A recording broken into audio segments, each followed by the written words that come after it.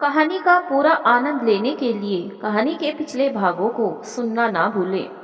कहानी के पिछले भागों का लिंक आपको नीचे कमेंट बॉक्स और डिस्क्रिप्शन बॉक्स में मिलेगा। तो चलिए आगे की कहानी शुरू करते हैं।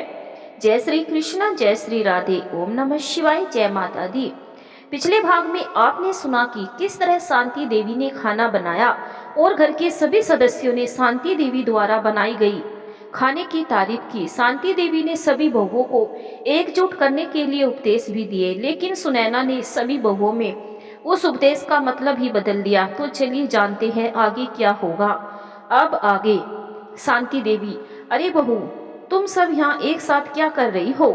तनुजा, कुछ नहीं माँ जी, हम सब तो बस बैठे हैं। सुनैना, हाँ माँ जी, अब आप जा रही है खाना बनाने तो हमने सोचा कि तब तक हम सब बाकी का काम निपटा ले। रीना, माँ जी आप जा रही है ना खाना बनाने?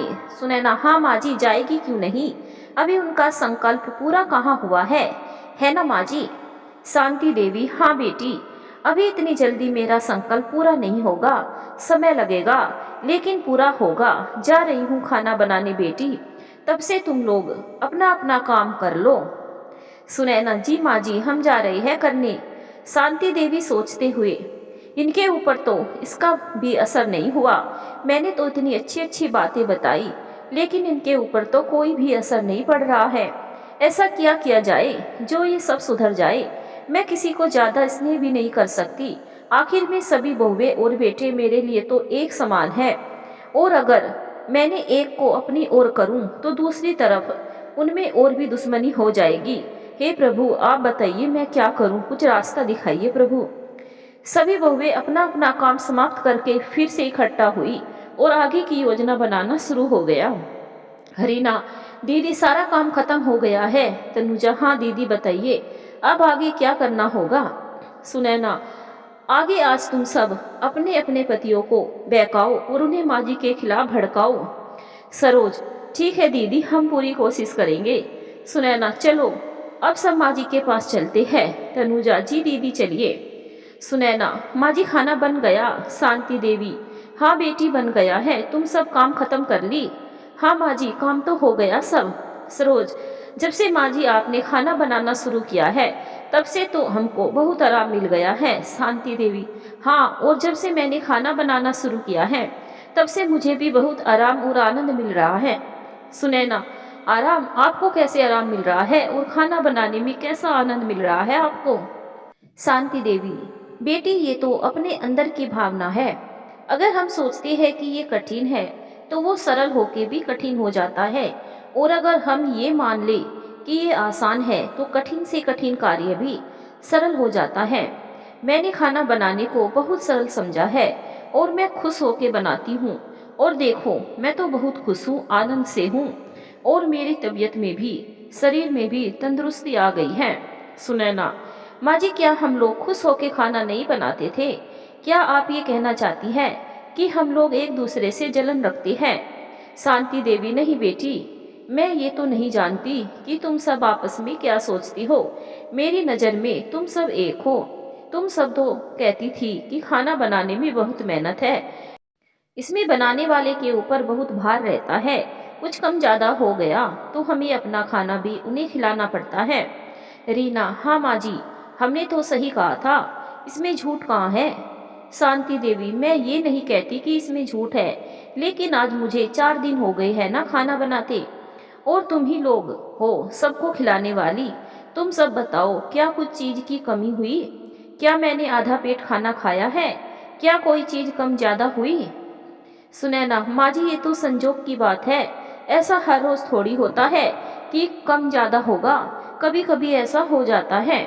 रीना, हाँ माँ जी, सिर्फ 4 दिन में ही आपको थोड़ी पता चल जाएगा कि कम ज़्यादा होता है कि नहीं। शांति देवी, चलिए देखते हैं, चलो अब सबको खाना परोस दो, समय हो गया है। सुनैना, ठीक है माँ जी, आप जाइए, सबको बोल दीजिए, हम लोग निकालते हैं तब से खाना। शांति देवी, ठीक है बेटी। सुनैना, देखा ना तुम सबने, माँ जी किस तरह हमको नीचा दिखा रही थी। तनुजा, हाँ दीदी, जैसे हम लोग खुशी से नहीं बनाते थे खाना। सरोज, क्या हम लोग जानबूझ के कहते हैं कि कम ज्यादा हो गया है? सुनैना, कुछ नहीं, वो उनकी चाल है। हम लोग को ऐसी बात करके भड़काना चाहती है। बहुत चालाक है वो। शांति देवी, बहू खाना ले आ। सब बैठ गए हैं। सुनैना, लाई माँ जी, चलो अब सबको खाना खिला देते हैं। जीवनलाल ससुर, निखिल, कल सुबह चले जाना बाजार और दुकान का सामान भरवा देना। मैं सुबह खेत में जाके देख के और आदमियों को काम दे के आऊंगा। निखिल, जी ठीक है पिताजी। सब खाना खा के अपने अपने कमरे में चले जाते हैं। सभी बहुएं और सास खाना खाने को जाती है। अब शांति देवी, चल बहू, अब अपना भी निकाल खाना बेटी। सुनैना, जी माँ जी, निकाल रही हूँ। शांति देवी, कल से फिर ड्यूटी चालू हो गई बेटों की। सरोज, जी माँ जी, कल से फिर काम। सुनैना, हाँ, ये क्या हुआ, काम तो करना ही पड़ेगा ना, उन्हें बिना किए थोड़ी चलेगा। तनुजा, हाँ, वैसे भी दुकान का भी व्यवसाय इस समय कमजोर से में चल रहा है। रीना, इसीलिए तो दीदी माँ जी ने व्रत लिया है। और इस उम्र में भी माँ जी परिवार के लिए खाना बना रही है। सुनैना, हाँ, तो बनाना तो पड़ेगा ही, ये माँ जी का ही फैसला है। शांति देवी, हाँ बेटी, वो तो मैं बनाऊंगी ही, ये तो मेरा फर्ज है। सुनैना, आपका फर्ज थोड़ी है माँ जी, फर्ज तो हमारा है बनाने का। आप तो अपने व्रत के लिए बना रही है। शांति देवी, हाँ बहू, वही तो फर्ज है ना, व्रत में खाना बनाने का। तनुजा, हाँ माँ जी, फर्ज तो है, आप निभाए। शांति देवी, ठीक है, चलो खाना खा लो। सभी खाना खा के अपने अपने कमरे में चले जाते हैं। जीवनलाल, क्यों जी, क्या हुआ, तुम्हारा कोई दांव चला कि नहीं? शांति देवी, जी कोशिश तो कर रही हूँ, देखो अभी तो उन पे कोई असर नहीं हो रहा है। जीवनलाल, उन लोगों को प्यार से समझाओगी तो क्या वो समझ जाएगी? उन्हें प्यार की भाषा नहीं समझ में आएगी। ये समझ लो तुम, मेरी बात मानो और उन सब का मुझे मेरे हिसाब से फैसला करने दो। शांति देवी, नहीं, अभी 1-2 दिन और देख लेते हूँ, उसके बाद आपका फैसला होगा। आप जैसा कहेंगे वैसा करेंगे फिर। जीवनलाल, चलो ठीक है, देख लो, 1-2 दिन और सही। शांति देवी, चलिए अब सोते हैं। दूसरी ओर सभी बहुओं ने अपने अपने पति को माँ जी के खिलाफ भड़काना शुरू कर दिया है। सुनैना, सुनिए जी, आपकी माँ अब बहुत ताव झाड़ने लगी है। अब सुशील, ताव झाड़ने लगी, क्या क्या मतलब? सुनैना, मतलब कि हम पे जब हुक्म चलाती है और उल्टा सीधा कहती है। सुशील, हाँ तो सास है, वो हुक्म नहीं चलाएगी तो क्या तुम चलाओगी और उल्टा सीधा से क्या बोलेगी? सुनैना, चलाए हुक्म, मैं ये नहीं कहती कि नहीं चलाए, वो सास है, मेरी माँ जैसी है, उन्हीं को हुक्म चलाना ही चाहिए, लेकिन बातें इतनी कड़वी करती है ना, क्या बताऊं। और जब से वो खाना बनाने लगी है तब से तो बहुत ही उपदेश देने लगी है। सुशील, देखो, वो माँ है, जो कहा करे मान लिया करो, उसका जवाब मत दिया करो, ठीक है? सुनैना, ठीक है। सुनैना मन ही मन सोच रही है कि उसको ऐसा दूंगी कि वो भी याद करेगी। सुबह होने दो, अभी बहुत उपदेश दे रही हो ना, कल मैं भी उनको उपदेश दिलवाती हूँ, उनकी सारी हुकूमत खत्म हो जाएगी। अगले दिन सुबह के समय माँ जी पूजा कर रही थी। सभी बहुएं नाश्ता बनाकर बच्चों को स्कूल भेज दिया। सभी अपने अपने काम पर चले गए। सुनैना, प्रणाम माँ जी, पूजा हो गई? शांति देवी, हाँ बेटी, हो गई, सब चले गए, बच्चे स्कूल गए। सुनैना, हाँ माँ जी, सब चले गए, बच्चे भी चले गए। शांति देवी, चलो ठीक है, खाना बना देते हैं तब से। सुनैना, ठीक है माँ जी, चलिए आप खाना बनाइए, तब तक हम सब बाकी का काम निपटा दे। शांति देवी, ठीक है बेटी, मैं चलती हूँ खाना बनाने, तुम लोग जा कर के बाकी का काम कर दो। सुनैना, जी ठीक है माँ जी। बहू अपने अपने काम में लग जाती है।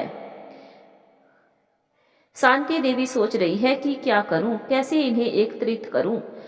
दूसरी ओर सुनैना का सोचना है कि कैसे मैं इस घर को हथिया लूं, कैसे इस घर की रानी मुखिया मैं बनूं। सोचते सोचते आशा चाची आ गई। आशा, अरे दीदी कहाँ है आप? शांति देवी, हाँ आशा यही रसोई घर में हूँ। अरे रीना कुर्सी ला आशा के लिए। रीना, लीजिए चाची बैठिए। आशा चाची, दीदी आप अभी तक खाना बना रही है, कितने दिन और बनाएगी? शांति देवी, बस कुछ दिन और बनाऊंगी। और बता तेरी माँ कैसी है? कुछ समाचार मिला था? जी दीदी मिला था, माँ अब ठीक है, आराम है उन्हें अब। अच्छी बात है, आराम हो रहा है तो और बता। ठीक है दीदी, बस आपकी हालत पे मुझे तरस आ रहा है। इस उम्र में आप खाना बना रही है, कितना तकलीफ होता होगा। शांति देवी, तकलीफ तकलीफ क्यों होगा आशा? और मैं तो खुद से खाना बना रही हूँ, मेरी बहुओं ने तो बहुत रोका मुझे। और आज भी कह दूंगी तो वो भी से बनाने लगेगी, इसमें मेरी हालत थोड़ी खराब है। और इससे मेरा व्यायाम भी तो हो रहा है। आशा, हाँ व्यायाम तो हो ही रहा है दीदी। शांति देवी, फिर इसमें क्या तकलीफ होगी? तेरी माँ भी तो अपने लिए खाना बनाती है ना, कोई तकलीफ होती है उन्हें? हाँ बस फर्क इतना है कि वो सिर्फ अपने लिए बना रही है और मैं सबके लिए और अपने परिवार के लिए। खाना बनाने में जो सुकून मिलता है वह और कहीं नहीं मिलता। और मेरी बहुएं तो बहुत अच्छी है, बेचारी मुझे मना करती है लेकिन मैंने खुद से बनाने का फैसला लिया है, वो भी उन्हीं लोग के लिए। आशा, हाँ वो तो है दीदी। चलिए फिर मैं चलती हूँ दीदी। मन में सोच रही है कि लगता है आज दीदी का गुस्सा है, चले जाना ही बेहतर है। शांति देवी सोच रही है, बड़ी आई थी मुझे भड़काने, लेकिन ऐसा दांव चल दी कि खुद ही दुम दबा के भाग गई। उसे मेरी हालत पर तरस आ रहा है, अपनी माँ पे नहीं। अरे वो मेरी पागल बहुओं को गुमराह कर सकती है, मुझे नहीं। सुनैना, अरे चाची जा रही है क्या आप? अभी आई थी, मैं ऊपर छत पे थी, देखी नहीं आपको। आशा, हाँ सुनैना अभी का आई थी, तू दिखी नहीं तो तेरी सास के पास बैठी थी। आज तो वो बहुत गुस्से में लगती है। सुनैना, गुस्से में नहीं चाची, अभी तो वो सही थी, उन्होंने ही मुझसे कहा कि जा सबको काम दे के तू भी अपना काम निपटा दे। अच्छा अच्छा, तुझे बोली काम देने को? सुनैना, हाँ क्यों, क्या हुआ चाची, आपको कुछ बोली क्या? आशा, नहीं नहीं क्या बोलेगी, वो तो बस ऐसे ही इधर उधर की बातें थी। और बता, कल कुछ बात हुई? सुनैना, नहीं चाची, कल तो कुछ बात नहीं हुई, उल्टा सभी लोगों ने उनके खाने की खूब तारीफ की, वो बहुत उपदेश दे रही थी कल। आशा, अच्छा वो तो उपदेश देगी ही, आखिर में उन्हें अपना शासन जो देना है तो सबको शासन में रखे और हुक्म दे। मैं तो बस यही चाहती हूँ। सुनैना, हाँ चाची बताइए आगे का क्या करना है, मेरे तो कुछ समझ में ही नहीं आ रहा था। आशा, देख इस समय तेरी सास बड़ी गुस्से में है, लेकिन एक दो दिन में वो शायद से खाना बनाना बंद कर दे, तो उन्हें ऐसा करने मत देना और झगड़ा कर उनसे, उनका शासन कम कर, समझी? सुनैना, जी चाची समझ रही हूँ, लेकिन कैसे करूँ? आशा, भड़का उन्हें और सभी को बोल की उनकी बात को ना माने, वो जो कहे ना उसका उल्टा करे, उनकी किसी बात को मान ही मत, बस अपने आप सब समझ में आ जाएगा तुझे। अभी जो वो बहुत उपदेश दे रही है ना, फिर समझ में आएगा। सुनैना, जी चाची आपने सही कहा, उपदेश तो बहुत देती है वो, मैं उनकी किसी बात को अब नहीं मानूंगी और मुझे तो बस सबको अपनी मुट्ठी में करना है। आशा, अभी जैसा कह रही हूँ वैसा करना और अपनी देवरानियों को भी ऐसा ही करने को कहे, आखिर उन पर भी तो तुझे हुक्म ही चलाना है, तभी तो तू शासन कर पाएगी। अपनी देवरानी और अपने पति की नज़र में अपनी सास को गिरा दे, सबको भड़का दे उनके खिलाफ। सुनैना, जी चाची आप जैसा कहेगी मैं वैसा ही करूँगी, बस मुझे तो अपना शासन चाहिए इन सब पर। और मेरी देवरानी तो मूर्ख है, सब मेरे पर ही विश्वास करती है, मेरा ही साथ देती है और मेरी सास के खिलाफ रहती है। आशा मन ही मन सोचती है, अब आएगा मजा, बहुत कहती फिरती थी ना मेरा घर इतना अच्छा है, मेरी बहू इतनी अच्छी है, अब पता चलेगा कैसी है इसकी बहू, अब करना अपनी बहू की तारीफ। सुनैना, चाची क्या सोचने लग गई आप? आशा, नहीं कुछ नहीं, बस ऐसे ही। सुनैना, ठीक है चाची ऐसा ही होगा। शांति देवी और सारी बहुओं ने सुनैना और आशा चाची की बात को सुन लिया था। अब सबके समझ में आ गया था कि हमारी सास अच्छी है, भड़का तो ये आशा चाची रही है। और सुनैना दीदी गलत है और आशा चाची गलत है। सारी बहुएं शांति देवी के आगे हाथ जोड़कर खड़ी हो गई। बोली, माँ जी हमें माफ़ कर दीजिए, हम सुनैना दीदी की बातों में आ गई थी। शांति देवी, कोई बात नहीं बेटी, गलती तो हम इंसानों से ही होती है। तुम कुछ दिनों के लिए बहकावे में आ गई थी, पर अब तुम्हें सब पता चल गया है। अब बस सुनैना बेटी को हमें सही रास्ते पे लाना है। बस अब उन्हें आशा के बहकावे से बचाना है। अब आशा का सच सुनैना के सामने भी लाना होगा, तभी हमारा घर फिर से स्वर्ग बनेगा। कभी भी किसी की बातों में नहीं आना चाहिए। अगर हम किसी के बहकावे में आते हैं तो नुकसान हमारा ही होता है, दूसरा तो हमारा घर बर्बाद कर देता है। अपनी खुशी के लिए बस उसे तो खुशी मिलती है, दूसरे का घर बर्बाद करने में। तनुजा, हाँ माँ जी, हम सब समझ गए हैं। हमने आंख बंद करके सुनैना दीदी पर विश्वास किया।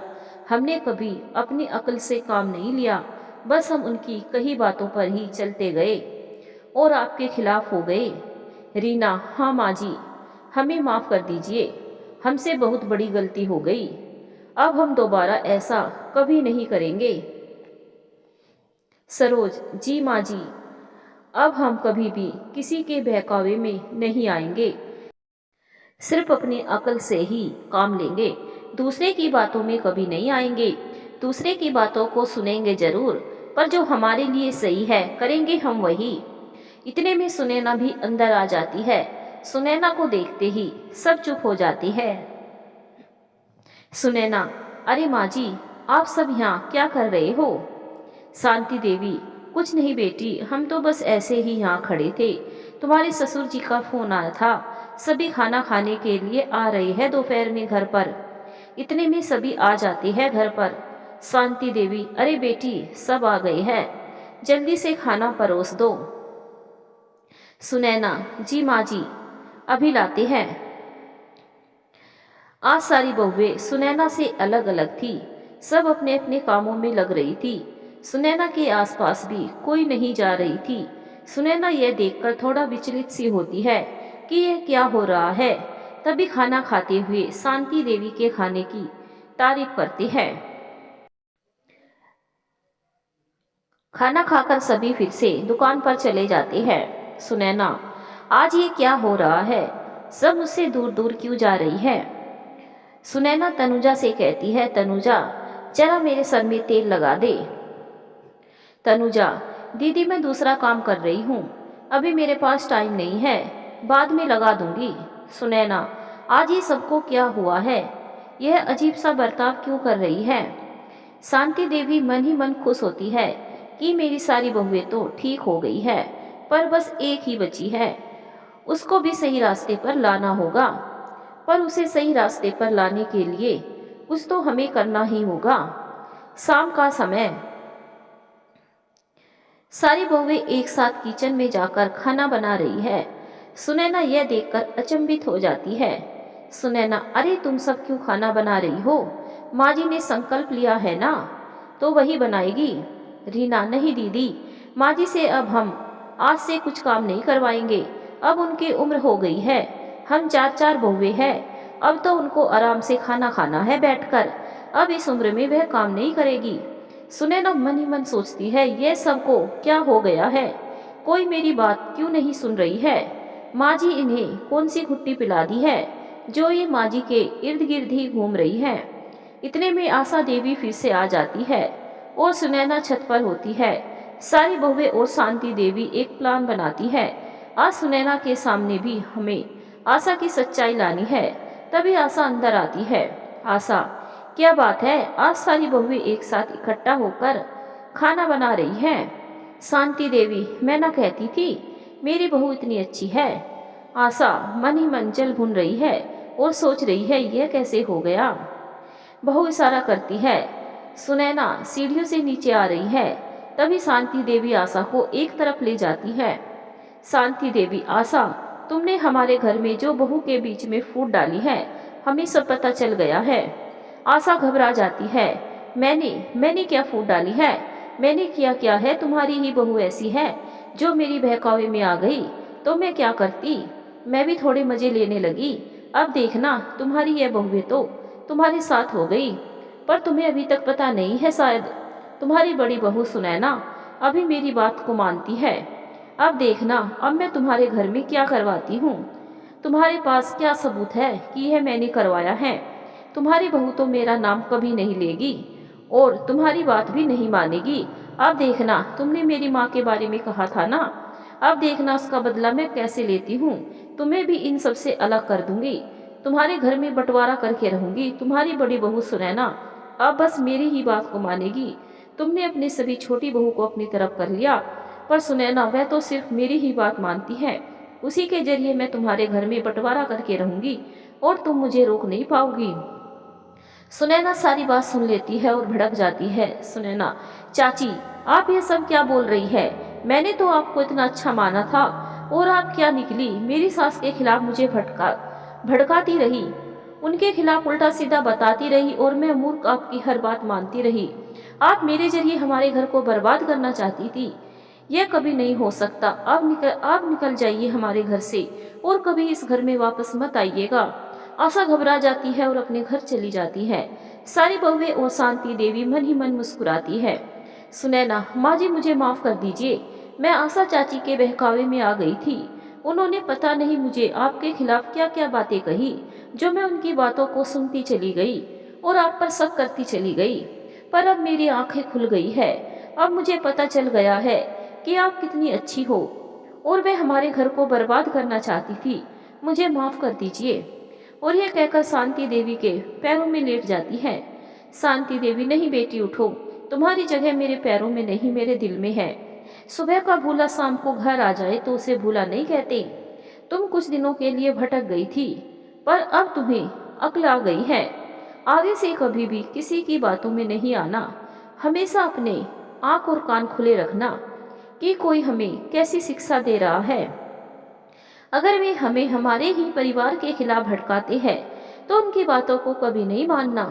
जो हमें सही शिक्षा देते हैं उन्हीं की बात को हमेशा मानना, पर कानों सुनी और आंखों देखी पर ही विश्वास करना चाहिए, ना कि दूसरों की बातों पर। दूसरे तो दूसरों के घर में आग लगाने के लिए ही तैयार रहती है, जैसे कि आशा जैसी औरतों को दूसरों के घर में लड़ाई करवा कर ही मजा आता है जब भी उन्हें खुशी मिलती है। और तुमने उन्हें मौका दिया आग लगाने का। आगे से ध्यान रखना, ऐसे इंसान पर कभी भी आंख मूंदकर विश्वास नहीं करना चाहिए। पहले अपने परिवार में देख लेना चाहिए कि वह सही कह रही है। हमारे परिवार के सदस्यों का नेचर कैसा है, क्या वह ऐसे हो सकते हैं जैसा कि उन्हें दिखाया जा रहा है? कभी भी दूसरों की बातों पर विश्वास नहीं करना चाहिए। सारी बहू एक साथ कहती है, हाँ माँ जी, आज आपने हमें जो सीख दी है हम उसे कभी नहीं भूलेंगे। और जो भी हमारी यह कहानी सुन रहे हैं उन्हें भी इस कहानी से यह सीख जरूर मिली होगी कि आंख मूंदकर किसी पर विश्वास नहीं करना चाहिए। कभी भी किसी के बहकावे में आकर अपने घर को बर्बाद नहीं करना चाहिए। अपनी अक्ल से भी काम लेना चाहिए। आशा चाची जैसी औरतें हमें हमारे घर के आसपास से मिल जाती है तो उनसे बच के रहना चाहिए। उनका सम्मान करे, आदर करे। घर आए उन्हें भगाना नहीं, उनका सम्मान भी करो, पर उनकी बातों पर कभी भी विश्वास ना करो। तो दोस्तों, आपको हमारी कहानी कैसी लगी हमें कमेंट करके जरूर बताएं और वीडियो को एक लाइक भी जरूर करें। इस तरह की कहानी हम आपके लिए लाते रहेंगे। धन्यवाद दोस्तों।